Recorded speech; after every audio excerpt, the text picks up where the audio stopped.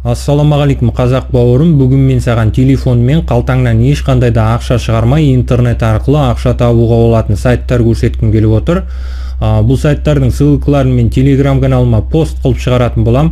Сосын сол посттың ссылкасын осы видеоның астына тастайтын болам. Егер де дәл қазір көрсетейін деп отырған сайттарым саған керек болатын болса, осы видеоның астындағы ссылка арқылы келуіңе болады көрсетейін деп отырған сайттарыма.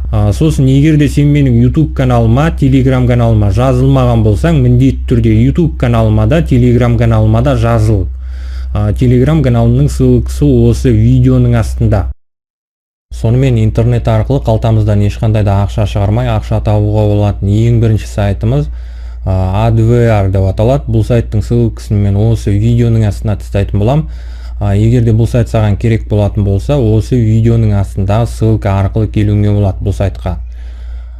Енді бұл сайттың жұмыс жасап тұрғанына 1204 күн болған, яғни 4 жыл уақыт болған. Бұл сайтқа уже почти 80 мың адам тіркелген. Бұл сайт өзінің қолданушыларына көріп отырғандай почти миллион ақша төлеп тастаған. Біздің теңгемен есептегенде где-то 6 миллион ақша төлеген. Енді бұл сайт арқылы ақша табу үшін мына жерде регистрация деген кнопканың үстінен басасың. Бұл сайтқа тіркелесің. Тіркелу үшін придумайте логин деген жерге өзіңнің атыңды ағылшын әріптерімен жазуыңа болады. Мысал үшін көріп отырғаныңдай, менің любой сайттағы логинім ASEKE11. Сенде өзіңе осындай псевдоним ойлап табуыңа болады, немесе өзіңнің атыңды ағылшын әріптерімен жаза беруіңе болады. Ваше имя деген жерге, мына жерге жазған логиніңді мына жерге жазуыңа болады. Ваше имя деген жерге. Пароль деген жерге пароль ойлап табасың. Подтвердите пароль деген жерге мына жерге жазған пароліңді екінші рет қайталап жазасың. Ваш email деген жерге өзіңнің қолдан жүрген электронды почтаң жазасың. Я не робот деген сөздің қапталына галочка қоясың, отправить дегенді басасың, мына сайтқа тіркелесің. Енді бұл сайтқа кіру үшін мына жерде вход деген кнопканың үстінен басасың. Логин деген жерге мына сайтқа тіркелген кезде ойлап тапқан логиніңді жазасың.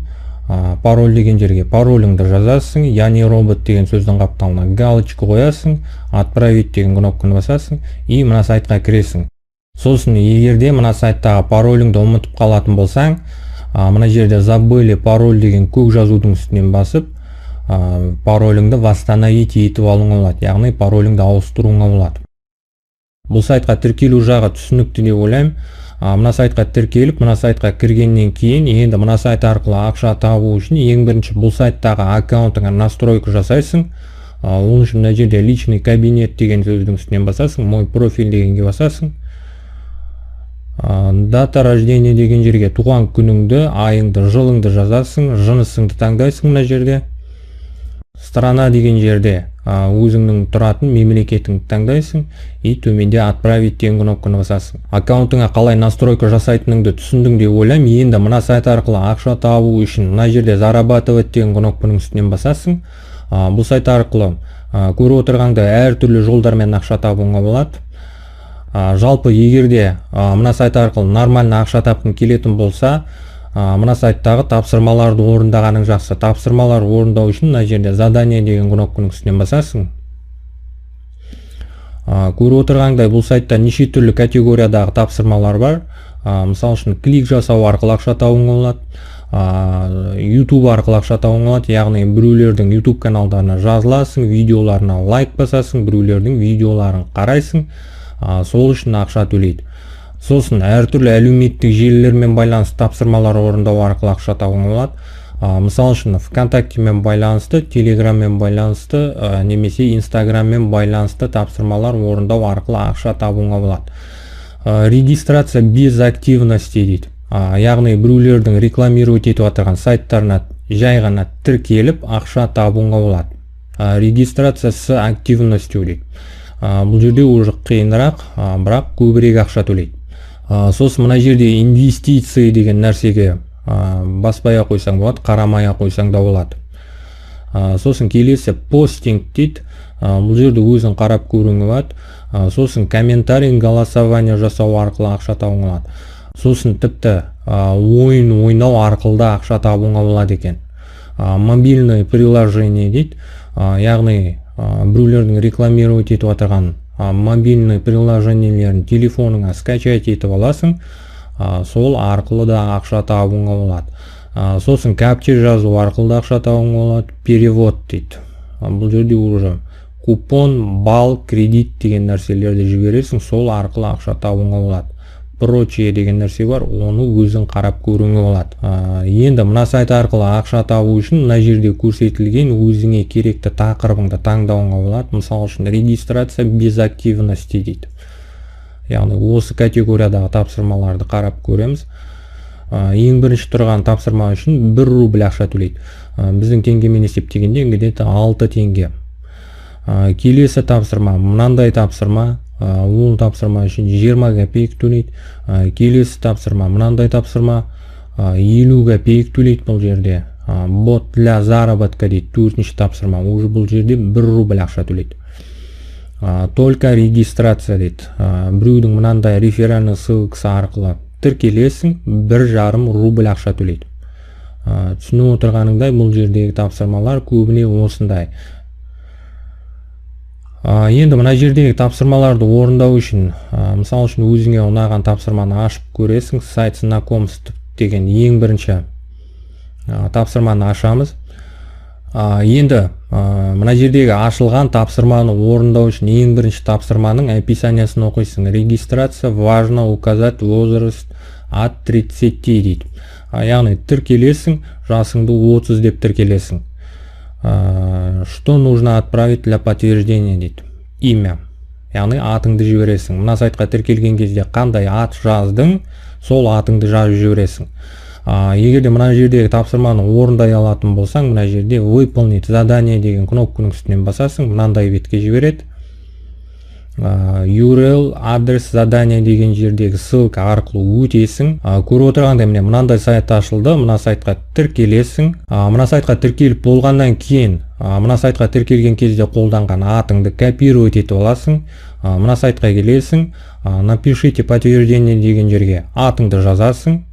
Жаңағы сайтқа тіркелген кезде жазған атыңды жазасың. Содан кейін мына жерде закончить выполнение и отправить отчет деген кнопканың үстінен басасың. Сосын бұл жердегі тапсырмалар үшін ақшаңды сразу төлемейді. Ең бірінші тапсырманың авторы тапсырманы дұрыс орындадың ба, дұрыс орындаған жоқсың ба, соны тексеріп қарайды. Егерде дұрыс орындаған болсаң, ақшаңды төлейді, дұрыс орындамаған болсаң, заработкаға жібереді. Яғни тапсырманы қайтадан орындайсың, немесе отказ беру мүмкін. В общем, түсінгеніңдей бұл сайттағы тапсырмаларды осылай орындайсың, ешқандай да қиындығы жоқ. Түсіндің де ойлаймын, түсіндіре алдым деп ойлаймын. Енді мына сайт арқылы тапқан ақшаңды шығару үшін мына жерде основной счет деген сөздің үстінен басасың. Көріп отырғаныңдай бұл сайт арқылы тапқан ақшаңды минимально 5 рубль болған кезде шығарып алуыңа болады. Тапқан ақшаңды Яндекс кошелегіне, PR кошелегіне, немесе WebMoney кошелегіне шығарып алуыңа болады. Сосын бұл сайт арқылы тапқан ақшаңды WebMoney кошелегіне шығарып алғың келетін болса, WebMoney кошелегің міндетті түрде рублевый счет болу керек. Сол кезде ғана мына сайт арқылы тапқан ақшаңды WebMoney кошелегіне шығарып алуыңа болады. Сосын егерде сенде PR кошелек болмаса, мен PR кошелектің ссылкасын осы видеоның астына тастап кететін болам. PR-ден кошелек ашып алуыңа болады. Жалпы қазір PR деген электронный кошелек ең топовый электронный кошелек. Сондықтан да PR-де кошелегің жоқ болса, міндетті түрде PR-ден кошелек ашып ал. Бұл сайт арқылы тапқан ақшаңды қалай шығаратыныңды түсіндің деп ойлаймын. Енді бұл сайт арқылы тағы да көбірек ақша тапқың келетін болса, бұл сайтқа рефералдар шақыруыңа болады, яғни адамдар шақыруыңа болады. Бұл сайтқа адамдар шақыру үшін мына жерде личный кабинет деген сөздің үстінен басасың. Мои рефералы деген сөздің үстінен басасың. Реферальный ссылкаң шығады, реферальный ссылкаң копировать етіп аласың, реферальный ссылкаңды таратасың. Егерде мына сайтқа рефералдар шақырғың келетін болса, мына сайт туралы мен сияқты видео түсіріп, YouTube каналыңа салуыңа болады.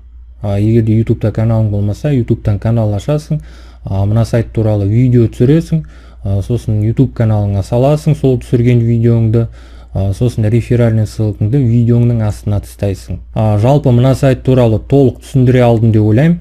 Егер де мына сайт туралы түсінбеген болсаң, түсінбей қалған жерлерің болса, осы видеоның комментарийына жазуыңа болады. Кез келген сұрағыңа жауап беруге тырысамын. Интернет арқылы қалтамыздан ешқандай да ақша шығармай ақша табуға болатын екінші сайтымыз Visit Box деп аталады. Бұл сайттың да ссылкасын мен осы видеоның астына тастайтын боламын. Егер де мына сайт саған керек болатын болса, осы видеоның астындағы ссылка арқылы келуіңе болады бұл сайтқа. Көріп отырғандай мына сайттың қолданушыларының саны 277.935. Яғни бұл сайтқа осыншама адам тіркелген. Мына сайт өзінің қолданушыларына 3.239.386 рубль ақша төлеген. Біздің теңгемен есептегенде где-то 16 миллион теңге немесе 17 миллион теңге. Бұл сайттың жұмыс жасап тұрғанына почти 4 жыл уақыт болған. Бұл сайт 2017 жылы ашылған сайт екен, көргеніңдей. Сосын бұл сайт арқылы тапқан ақшаңды минимально 1 рубль болған кезде шығарып алуыңа болады. Тапқан ақшаңды бұл сайт тек қана PR кошелекке төлейді. Жаңағы айтқандай, егер де сенде PR кошелек болмаса, мен PR кошелектің ссылкасын осы видеоның астына тастап кететін болам. PR-ден кошелек ашып алуыңа болады. Сосын бұл сайттың реферальный программасы бар. Реферальный программасы бойынша 50% ақша табуыңа болады. Енді мына сайт арқылы ақша табу үшін ең бірінші мына сайтқа тіркелесің. Тіркелу үшін мына жерде регистрация деген кнопканың үстінен басасың. Логин деген жерге өзіңнің псевдониміңді жазасың ағылшын әріптерімен, немесе өзіңнің атыңды жазуыңа болады. Email деген жерге өзіңнің қолдан жүрген электронды почтаң жазасың. Пароль деген жерге пароль ойлап табасың. Мына жерде көрсетілген сандарды мына жерге жазасың. Я принимаю условия деген сөздің қапталына галочку қоясың. Зарегистрироваться деген кнопканың үстінен басасың. Содан кейін мына сайтқа тіркелген кезде қолданған электронды почтаңа менің ойымша SMS келеді. Сол SMS-тің ішінде ссылка болады. Сол ссылка арқылы өтіп, мына сайттағы аккаунтыңа подтверждение жасайсың. Содан кейін ғана мына сайттағы аккаунтыңа кіріп, мына сайт арқылы ақша таба беруіңе болады. Сонымен мына сайтқа кіргеннен кейін, енді мына сайт арқылы ақша табу үшін мына сайтта рекламирует етіліп отырған сайттарды қараймыз, таймер біткенше. Где-то 5 секунд, 10 секунд немесе 15 секунд қарап отырамыз. Сол үшін біздерге визит төлейді. Яғни түсінгеніңдей біздерге реклама қарағанымыз үшін ақша төлемейді, біздерге визит төлейді. Сосын сол жинаған визиттарымызды мына сайттың биржасы бар. Мына сайттың биржасы арқылы визиттарымызды шын ақшаға айналдырып алуымызға болады.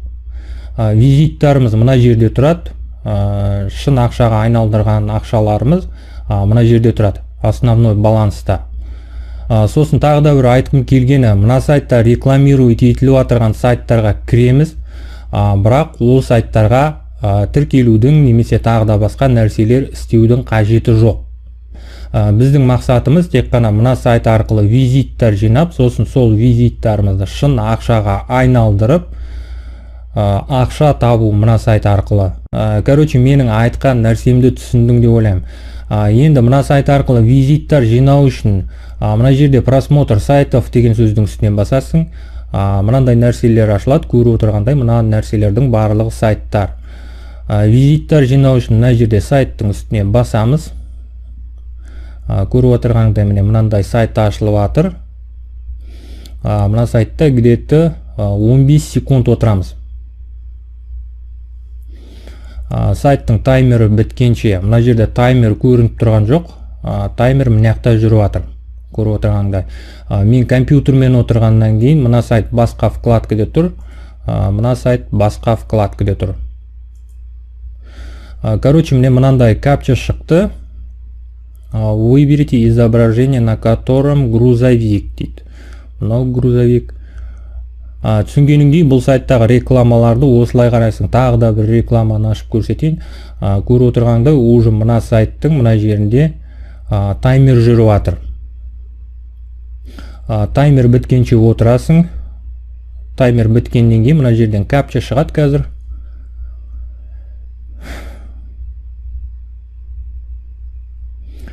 Капча шықты. Выберите изображение, на котором стул дейді. Стулымызды таңдаймыз. Проверка задания дейді. Просмотр успешно завершен дейді. Короче, түсінгеніңдей, мына сайт арқылы осылай біреулердің рекламировать етіп отырған сайттарын қараймыз. Сол үшін біздерге визит төлейді. Қазір мына сайтта обновление жасаймын. Көріп отырғанда менде 42 визит бар. Жаңа 2 сайтты қарадым, қанша визит төледі, қарап көреміз. Көріп отырғандай 44 визит болды. Енді бұл сайт арқылы жинаған визиттарымызды шын ақшаға айналдыру үшін мына жерде биржа визитов деген сөздің үстінен басасың. Көріп отырғаныңдай мынандай нәрсе шықты. Для получения доступа к данному разделу сайта необходимо подтверждение email дейді. By email. Отправить код безопасности на email дегенді басам қазір. Содан кейін электронный почтама код келеді. Сол кодты копировать етіп алып мына жерге қоям, подтверждение жасаймын. Видеоны осы жерден тоқтата тұрам. Видеоны ары қарай жалғастырамыз. Биржа визитов деген сөздің үстінен басқаннан кейін біздерді міне мынандай бетке жібереді. Көріп отырғанда дәл қазір мына сайттағы визиттің курсын көрсетіп қойған. Яғни дәл қазір мына сайтта 1000 визиттің құны 33 рубль 43 копейка. Бұрын где-то осыдан 2 ай бұрын 1000 визиттің құны 22 рубль 78 копейка болған. Енді мына сайттағы визиттарыңды ақшаға айналдыру үшін мына жерде разместить свой ордер деген кнопканың үстінен басасың. Количество деген жерге мына сайт арқылы жинаған визиттарыңның санын жазасың. Мысал үшін 1000 визит тапқан болсаң 1000 визит деп жазасың, 2000 болса 2000 деп жазасың. В общем, бұл жағын түсіндің деп ойлаймын. Мына жерде көріп отырғандай 1000 визиттің құны дәл қазір 34 рубль. Яғни 1000 визитіңді 34 рубльге айналдырып алуыңа болады. Егерде 1000 визит тауып 1000 визитіңді 34 рубльге айналдырып алғың келетін болса, мына жерде разместить ордер на продажу деген кнопканың үстінен басасың. Сол кезде мына сайттағы сенің визиттарың сатылымға кетеді. Мына сайттың қолданушылары сенің сатылымға жіберген визиттарыңды сатып алады. Визиттар үшін төленетін ақшаң мына жерге түседі. Основной балансқа түседі. Содан кейін основной баланстағы ақшаңды шығарып ала беруіңе болады. Бұл сайт арқылы қалай визит жинайтыныңды, сосын сол жинаған визиттарыңды шын ақшаға қалай айналдырып алатыныңды түсіндің деп ойлаймын. Енді мына сайт арқылы да көбірек ақша тапқың келетін болса, жаңа айтқанымдай бұл сайтқа да рефералдар шақыруыңа болады, яғни адамдар шақыруыңа болады. Егерде мына сайтқа да рефералдар шақырғың келетін болса, мына жерде партнерская программа деген сөздің үстінен басасың. Реферальный ссылкаңды копировать етіп аласың, реферальный ссылкаңды таратасың. Егерде мына сайтқа да реферал шақырғың келетін болса, мына сайт туралы да YouTube-қа видео түсіруіңе болады. Сонымен бұл видеоны мен осы жерден аяқтаймын. Егерде бұл видео саған ұнаған болса, бұл видеодан өзіңе бір пайдалы нәрсе ала алған болсаң, міндетті түрде видеоға лайк бас, комментарий жаз, әртүрлі әлеуметтік желілерде достарыңмен бөліс. Сонымен келесі видеода кездескенше.